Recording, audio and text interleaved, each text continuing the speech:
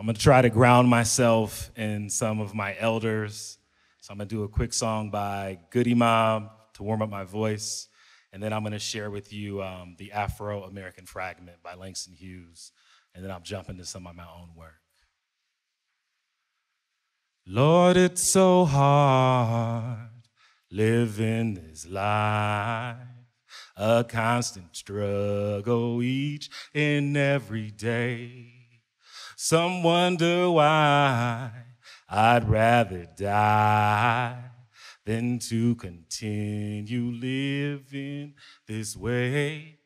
'Cause I can't accept this is how it's gonna be. Devil, you gotta let me and my people go.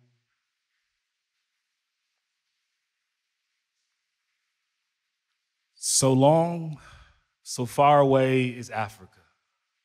Not even the memories alive, save those that history books create, save those that sing, beat back in the blood with words sad sung, unstrange, a Negro tongue. So long, so far away is Africa. Subdued in time lost are the drums, and yet through some vast misted land there comes this song. I do not understand this song of atavistic land of bitter yearnings lost without place. So long, so far away is Africa's dark face.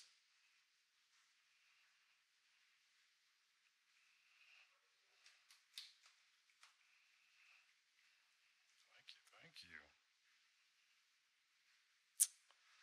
you. Ain't I a teacher? With Jeremiah Blue. I do appreciate the fish, but not enough to teach a man how to, well, fish. Or tattoo it on my arm with a banner that reads, "Gone fishing." I'm hoping learning will happen outside of my classroom this summer. And ain't I a teacher? I'm trying to support critical race theory with a no ice sticker on my car rather than placing a Black Lives Matter sign in my classroom, because free speech ain't often all that free for us who teach.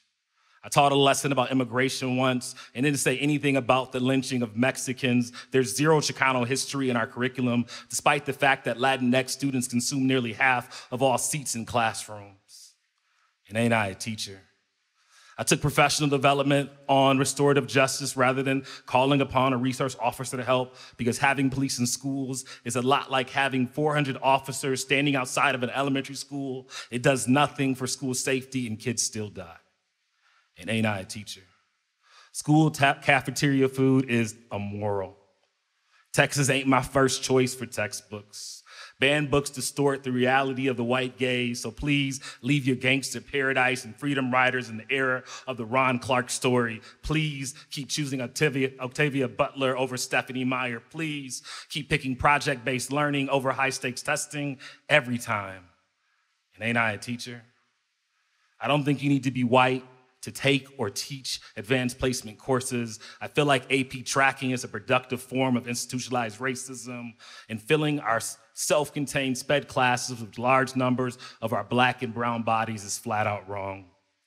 I'm starting to think that my school board and superintendent want field days with migrant farm workers and slaves instead of Black and brown scholars. And there are times when the thought crosses my mind that the public school system isn't designed for students who look like me to succeed, which doesn't make me proud to be an educator. And ain't I a teacher?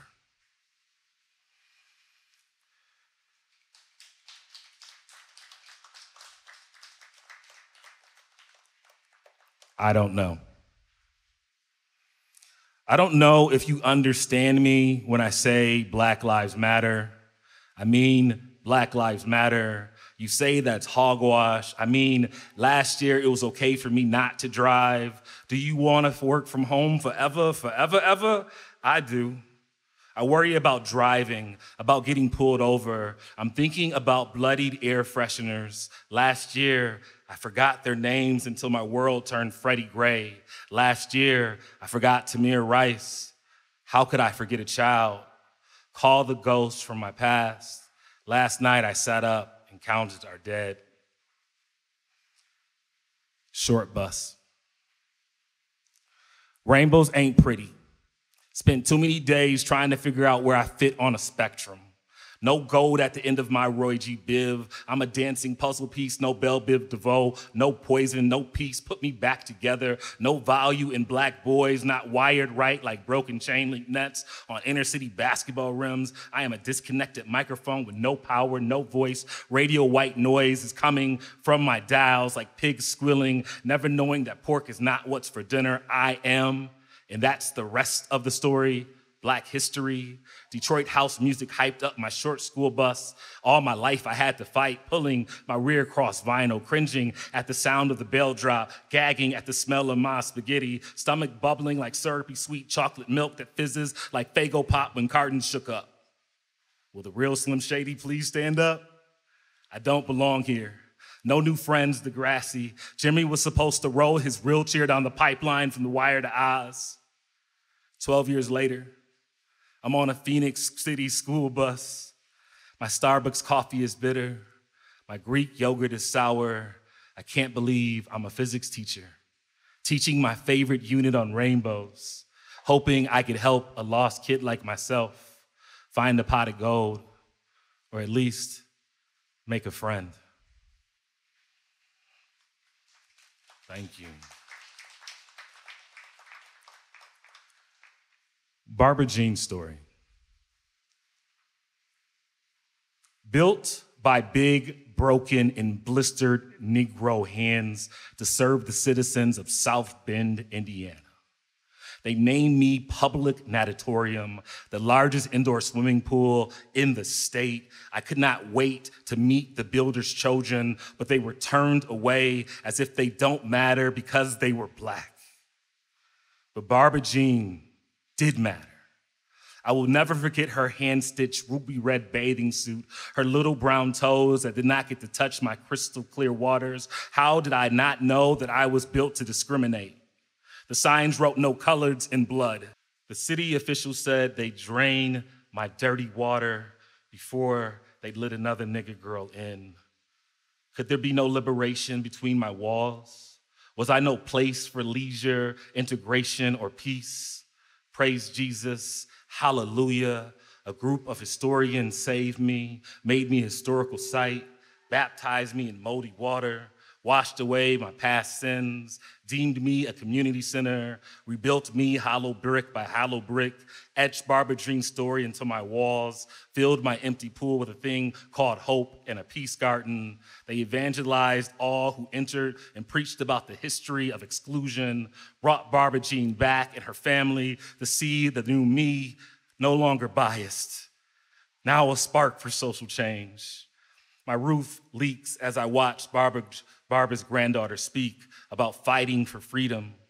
She does more than just reminisce about racism. She is Barbara Jean's wildest dreams, holding herself accountable for mistakes, slapping history in the face until a Black woman voter awake and change this future of this god-awful state.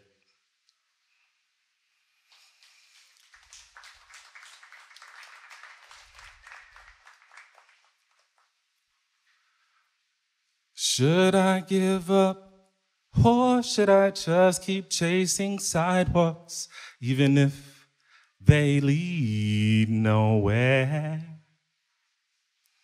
His head was almost bald, wanting no one to see prickly hairs that stood up like a fresh army-strong buzz cut. He tried wearing a hat to make himself feel tough. By covering his dome, he had the bravado to act Black, inner city rough. His royal blue Kango tilted on a 23.5-degree axis, constantly rotating in a counterclockwise fashion throughout the day, especially when he went to Pinball Pete's to play his favorite arcade game, Centipede. The boy still trembles at the sight of this tall, dark machine. The game literally scared the crap out of him because while the real father's vice, his cold hands froze, afraid that if he moved the trackball in a similar-clockwise fashion, his choice would eclipse his father's, and the name on the high score of the machine would leave back a shadow of a failure son. Instead, he was lost like hippies high off mushrooms, chasing neon lights across the screen, startled by loud explosions that sounded out of sync. He shot down his father's advice that life was nothing more than an endless circle of bullshit, so always loop around, loop around, loop around like a concrete mixer, because once you get laid, you're stuck. Sick to his stomach, the boy moved linear, wanting his orbit to revolve around his mother. He was sick of his enemies, and he was sick of the trash that climbed down dirt roads as he traveled towards the gravitational pull of his mom. As surfers could feel ocean currents, she knew she wanted him ashore. She was at home, holding the remote like she should have been holding him, crying because her salary couldn't provide sidewalk chalk for her boy to draw the whole world on concrete box with his hands. Wiping away her tears with marijuana and fast food fingers, she shot signals from remote like a boomerang as she tried to find her guiding light and feel her passions, because all my children taped over her favorite soap as the world turns. But unlike the circular plots of those canceled soap operas, unlike his father's endless circle of bullshit, and unlike the false promises of a wedding ring, she knew her son would only turn his hat east, south, west, and back north towards her, because he was her son, but she was his universe. So should I give up, or should I just keep chasing sidewalks, even if they lead nowhere?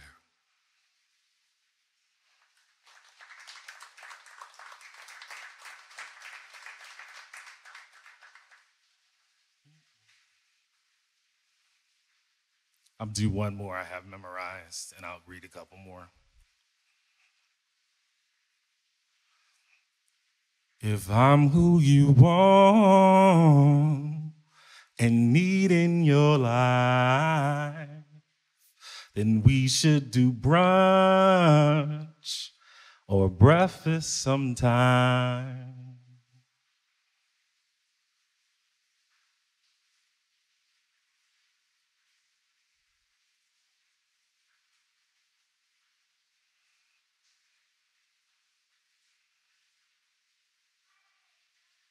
Of course, I blank when I want to know it. But I got you. My stomach is empty since you left the breakfast table. I remember how we first met. Things were so sunny side up. You made me smile like strawberry lips on pancakes with your banana button nose and dark blueberry eyes. You were the perfect food critic. I loved reading your work, but more than anything, I loved the way we joked and the fact that I laughed at them all the time. Our conversations flowed easy like gravy over biscuits, Southern comfort. We were the perfect ingredients. Hungry for more knowledge, we went on our first date. My mind was scrambled, my nerves were sizzling like bacon, but as coffee jitters wore off, I realized that my words were not like gravy, but more like oatmeal, because they stuck with me throughout the day. And with each following date, I realized you're adding more to taste. Whole milk to soften me up, sweet and sticky, lip-smacking brown sugar kisses to drive me nuts, and girl, I could not get enough of your raspberry ribbons of romance. I began to need you to start my day. But after months of mouth-watering memories, you wanted a new top chef to write about. So open a new restaurant. I named it Bob Evans after your dad, Becky. I tried to be the cook you wanted. I tried to be sticky bun sweet. I tried to be savory like a crate filled with meat. I tried to add green chilies and jalapenos and Tabasco sauce to spice things up. But the whole milk you added made me too mushy to ever be enough. I was warm and soggy cereal with no snap, crackle, or pop. And I'm sorry. The new cook you wanted to fill your fix was more than I could ever be. I'm just your short order cook, the type you can find at IHOP. And slowly I had to learn that the way to your heart was never through your stomach. Only fine dining will fill you up. I'm sorry I'm mass-produced in a cereal factory in Battle Creek. I'm sorry I happened to taste good when you picked me off the menu by mistake. I'm sorry I couldn't be your Michelin star. You need to go to Le Cordon Bleu to find the man you want, a man more rich and fulfilling than I could ever be, and I needed to accept the fact that you needed to leave. Now I'm here at the countertop, eggs running and they just won't stop.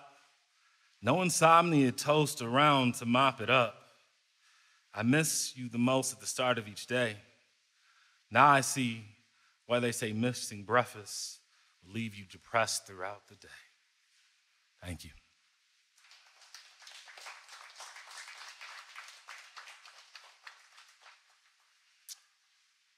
Broken child.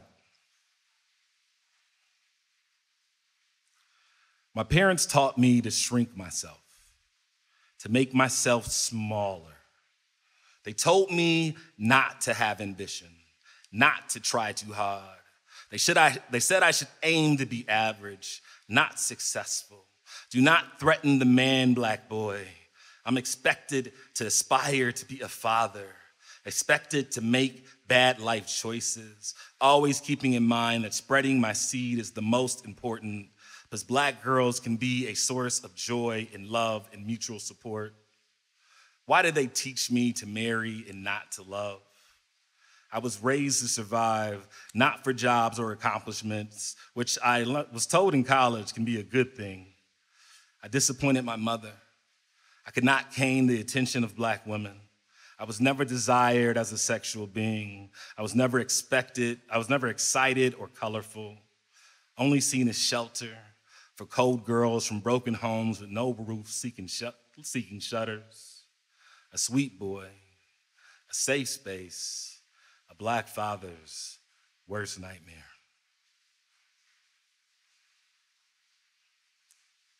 Okay, let's go to dinner with the pig.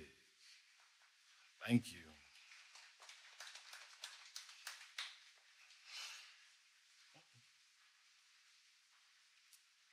Before the birds and the bees, my father tells me pigs will sting. And when they do, avert your gaze from their snouts. Watch their hooves. Remember your words have power. A tongue may build or destroy, and black boys look blue on the cameras missing from the pigs' bodies. Everything goes unseen, and listen to what they snort. Avoid the blue water in their eyes. Ignore the smell of black bodies. All lives do not matter when a pig snorts. That you've shown your teeth, mouth agape and wide, ready for a feast. Remember your real estate value, boy. Don't fail this inspection, son.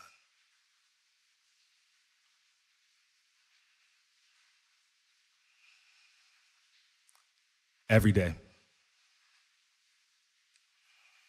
Every day I wake up, put on my coat, warm up a cup of Joe, and spend a little time sipping as my engine warms.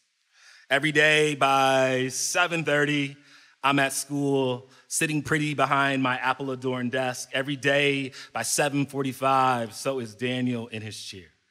Daniel in his bright red long-sleeve jacket, the fabric dripping off his arms and over his hands, a shiny, stagnant symbol of polyurethane of a recurring wrestling match. A sharp noise from the clock is a warning at the end of the day. Take a deep breath. Prepare. It's time to go home, Daniel. But Daniel doesn't want to put on his jacket. Daniel wants to cry. I just want to help, Daniel. Here, go ahead. Slide your arm, just 5 phalanges at a time. Metacarpals, carpals, radius, humerus. Don't cry, Daniel. You're not a child. You're 20 years old. Met with resistance, it's time for a secret weapon, a bright red button. Daniel, don't you want to go home and see Duke? Daniel doesn't say anything, but he stops his quiet crying. Daniel loves Duke, and that makes it a little easier on all of us when it's time to go home. The white flag goes up and the red jacket goes on. Every day, Daniel rolls into class, fresh from the little yellow bus. His stomach growls, ready for his ice-cold thermos, and with a little help, he's sipping Ensure through a 90-degree straw. Chocolate-flavored satisfaction. Taking his jacket off, I stare the Chicago Bull in the face. I wanted to savor the time before Daniel sees red. It's early in the morning, and I'm not ready to run with the Bulls. At 3:05, the class empties, bar Daniel. I gingerly grab his jacket. Every day I hear the bell rattlesnake, a reminder to tread carefully. Daniel doesn't want to put his jacket on. Daniel doesn't want to deal with the contorting discomfort of twisting his arms into sleeves so big. But Daniel, don't you want to go home and see Duke? Daniel doesn't say anything, but stops crying. There's only one person Daniel talks to. The space left in his sleeves reminds him of the room he shares with Duke. The instant warmth reminds him of home. The 25th of March. Daniel's jacket shines bright red, and so does he, bitten by the cold morning wind, painted with blood, white water rushing to his nose and ears. His jacket catches air like a sail going against the wind, the resistance slowing him down. In the morning, I take the thermos back, and it's full. The crying grows louder.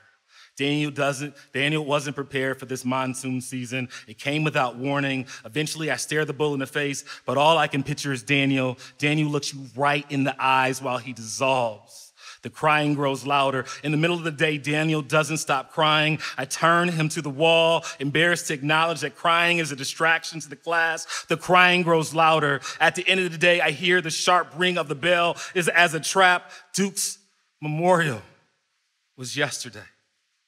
He was 11 years old. Duke had CP just like Daniel. Daniel doesn't want to put on his jacket. The space at home reminds him of the room he shared with Duke. Daniel, don't you want to see? Daniel, don't you want to see?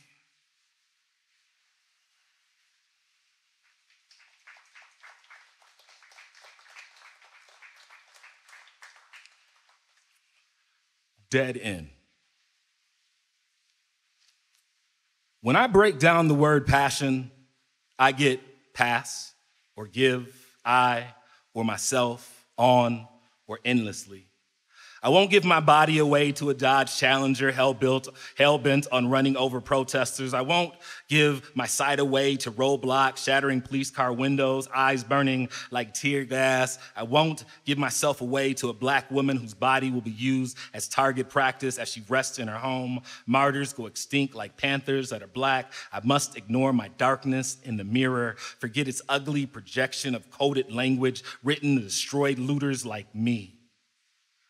Is it because I have a face that's dark and smooth and nostrils that snarl with too much attitude? Lips too wide for whiteness to kiss with any comfort, a tongue too silver and slick for conservative speed, cheeks that blush red as cherry blossoms do during morning dew, eyes powerful and dark like two crystallized coals, with a Motor City mind that assembly lines every time a piston misfires and breaks another black body. Breaks them like fragile statues that look blue in the moonlight. No one will help me run underground to where a rickety-shaped ship brought me. I can't find a railroad where it is safe enough for me to jog. My life is a never-ending pursuit of giving myself away. One more, okay? Okay. And this one is my favorite, so yeah, I think I'll fly through it. Mama, please don't you cry, I'm sorry. I just caught some time, I'll be home soon. It won't be long, I promise. I will be okay, just wipe those tears off of your face. I'm sorry, I won't right my wrongs, I'm guilty. Lord have mercy, please forgive me. Mama, please don't you cry, I'm sorry. Fast car. She was my favorite driver instructor. The reason why I passed, for sure. I adored her, and I couldn't ignore the feelings I needed to explore her after she opened the dealership door and told me her name was Miss Chevy Ford. She was the best of both worlds. She glistened all over the showroom floor, so I vulnerably told her I have never driven before. My words shook her to the core. Sweating battery acid, she said, sure. Then she scratched her ankles, lowering race car red toes to the floor, fixed her spaghetti strap, flicking her high beams on, all while hip-hop crap pop locked and dropped out the stereo of my iPhone. Quickly, she pushed a few buttons and docked my iPhone and bumped lyrics of seduction as she detailed her nose and painted her lips old truck blue. Miss Chevy Ford loved the pose, always checking the mirrors for outside imperfections, never worried about the nuts and bolts loosened with each piston pump under her hood. But I was her best driver though, because she never had to scream, stop, Slow down, pump your brakes, check your blind spots, or watch out for those parental pedestrians. I was always focused, keeping my hands at 10 and 2. Our only problem was our psychobabble. We talked about everything. Once I told her my life was an endless circle of short drives. And then she told me that her dreams are like hot potholes because life is such a bumpy road, especially when you ride in cars with boys. Their low lows take your heart up and down. They flip a hydraulic switch and smash you to the ground. So when their mufflers break, you just ignore the noise. And since those boys' through emotion made her sick, those boys never got the chance to lick her candy-coated lips or scrape their bumping bumpers in between her concrete hips. Are you hearing this? I love this almost 50-year-old chick so much, I made her my dealer mechanic, afraid that if I let someone else sell me a car, they would give me a deal so sour that lemons would be jealous. I wasn't jealous, but soon I would break down and let a greasy gringa mechanic inside. My battery had died. I had no reason to rep my engine. I was going down the end of the road like Boys to Men, morally bankrupt. I told her I was worth the insurance risk, and we couldn't wait till I'm 25 for me to drive stick.